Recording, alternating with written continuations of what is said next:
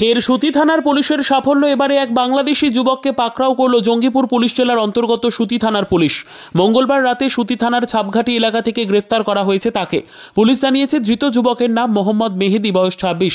তার বাড়ি বাংলাদেশের চাঁপাই নবাবগঞ্জ জেলার শিবগঞ্জ থানা এলাকায়।